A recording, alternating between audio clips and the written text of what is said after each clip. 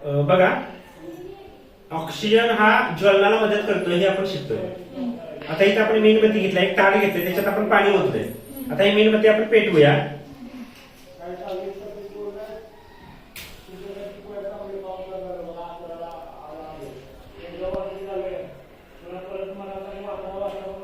बघा, मेणबत्ती आपण पेटवूया. त्याच्यामध्ये पाणी आहे ताटात. आता ऑक्सिजन जो आहे हा मेणबत्तीचा जी ज्योत आहे ती आपण पेटवल्या. ऑक्सिजन हा ज्वलनाला मदत करतो. समजा ही बाटली जी आहे ती आपण ह्याच्यावरती उपडी ठेवली तर हळूहळू काय होणार, ही ज्योत विझणार आणि हे ताटातलं जे पाणी आहे ते ह्या बाटलीमध्ये शिरणार.